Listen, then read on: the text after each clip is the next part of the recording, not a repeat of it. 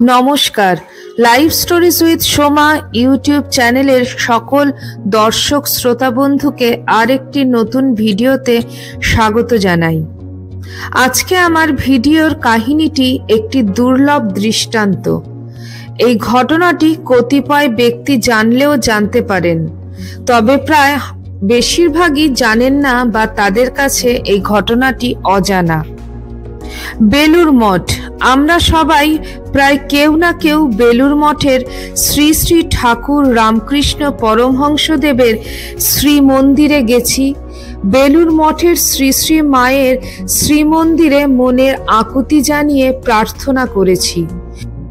এছাড়াও স্বামী বিবেকানন্দ ও স্বামী ব্রহ্মানন্দজির মন্দিরেও উপস্থিত হয়েছি অনেকবার, কিন্তু সেখানে যে সর্বদা অলৌকিক ঘটনা ঘটে তা আমরা দেখতে না পেলেও উপস্থিত বেলুড়ের কোনো কোনো স্বামীজির তা দৃষ্টিগোচর হয়েছিল।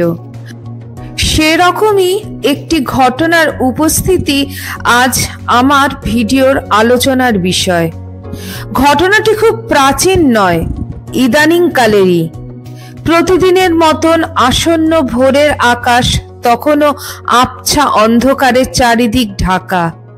শতাব্দী প্রাচীন মঠের সন্ন্যাসীদের তখনও ঘুম থেকে ওঠা হয়নি। কেউ কেউ আড়মোড়া ভেঙে ওঠার অপেক্ষায়। ঘুম থেকে ওঠার সকালের ঘণ্টা বাজবে আর কিছুক্ষণ পরই। সেই মুহূর্ত আগত প্রায়। ননীগোপাল মহারাজ অন্যদের থেকে একটু আগেই ওঠেন, কারণ মন্দিরের অনেক কাজ তার। শ্রী শ্রী ঠাকুরকে শয়ন থেকে তোলা, তার বিছানা গোছানো, ঘর মোছা, মঙ্গল আরতির ব্যবস্থা করা ইত্যাদি ইত্যাদি। প্রতিদিনের মতো সেদিনও ননীগোপাল মহারাজ সকালে উঠে পুরনো মঠবাড়ির দিক থেকে আসছেন মূল মন্দিরের দিকে। কিন্তু তিনি হঠাৎ দেখতে পেলেন দূর থেকে এক আলোর ছটা। চোখে এসে লাগছে তার। চারিদিকে আলতো অন্ধকারে ঢাকা রয়েছে, অথচ এই আলো কোথা থেকেই বা আসছে। এরপর সেই আলোর উৎস খুঁজতে লাগলেন মহারাজ। মহারাজ থমকে দাঁড়ালেন, চোখ মুছে চারিদিক ভালো করে দেখতে লাগলেন। এ তো ইলেকট্রিক বাল্ব নয়, সে তো ওপরে জ্বলছে, ওপরেই জ্বলে রোজ, আর সকাল হওয়ার আগেই সে তো মিইয়ে যায়। চোখে লাগার মতো তো আদৌ নয়। কিন্তু এ আলো কিসের? দেখছেন এদিক ওদিক, এরকম আলো তো আগে চোখে কখনো পড়েনি। আলো অথচ আলো নয়, যেন একটা উজ্জ্বল জ্যোতি, যা শরীর মন প্রাণ জুড়িয়ে দিচ্ছে, যা এক অপার্থিব আনন্দময় জগতে নিয়ে যায়। কিন্তু এর উৎস কোথায়? তিনি থমকে দাঁড়ালেন। উত্তর দিক বরাবর হাঁটলে ব্রহ্মানন্দজির মন্দির, বাঁদিকে রেখে সামনে তাকালে শ্রী শ্রী মায়ের মন্দির। তবে আলোটা কি শ্রী শ্রী মায়ের মন্দিরের দিক থেকে আসছে? সম্ভবত শ্রী শ্রী মায়ের মন্দিরের চাতালের ওপর দিক থেকেই আসছে বলে মনে হলো। ভালো করে দেখে ননীগোপাল মহারাজ নিঃসন্দেহ হলেন, হ্যাঁ, একটা হলদেটে কমলা আভা শ্রী শ্রী মায়ের মন্দির চত্বরের দিক থেকেই আসছে, এবং শ্রী শ্রী মায়ের মন্দির চত্বরকে আলোয় উজ্জ্বল করে রেখেছে। সেই উজ্জ্বল এবং মধুর মিঠে আলো দর্শনে যেন চোখে কি এক অপার্থিব অনুভূতি হলো তার। তিনি ভালো করে চোখ মেলে তাকালেন।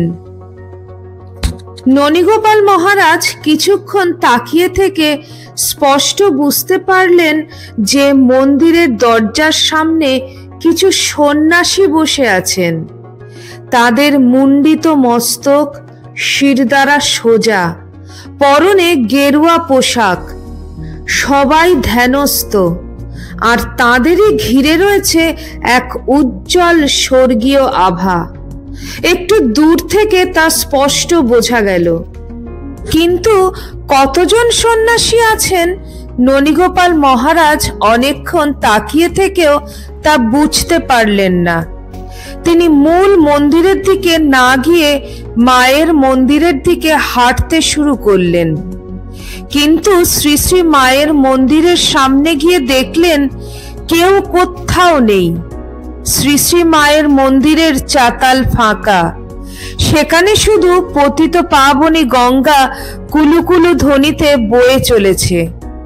ঠিক সেই সময় ননীগোপাল মহারাজের অন্তর এক অজানা আনন্দে ভরে উঠল।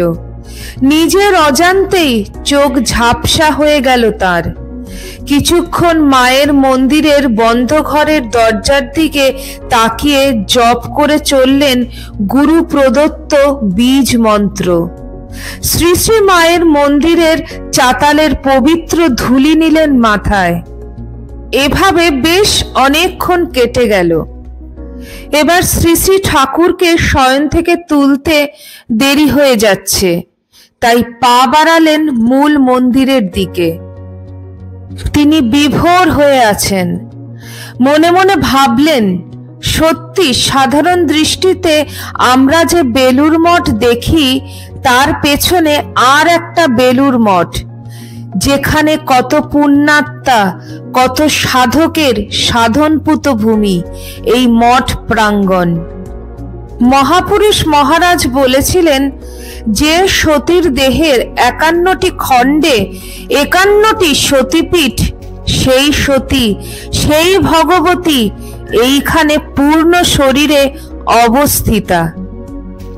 ননীগোপাল মহারাজের মনে হলো, তবে কি কিছুক্ষণ আগে তিনি শ্রী শ্রী মায়ের প্রিয় সন্তানদের এক আভাস মাত্র দেখলেন, যেখানে মায়ের ছেলেরা মায়ের কোলে বসে যোগাসনে মেতেছিলেন। ভাবলেন হয়তো তাই হবে। আশা করি ঘটনাটা আপনাদের বিস্মিত এবং অবাক করেছে। আপনাদের কেমন লাগলো কমেন্ট সেকশনে কমেন্ট করে জানাতে ভুলবেন না। ভিডিওটি ভালো লাগলে চ্যানেলটিকে সাবস্ক্রাইব করে পাশে থাকার অনুরোধ রইল। আজ এই পর্যন্তই। আবার খুব শিগগিরই দেখা হচ্ছে কোনো একটা নতুন ভিডিওতে।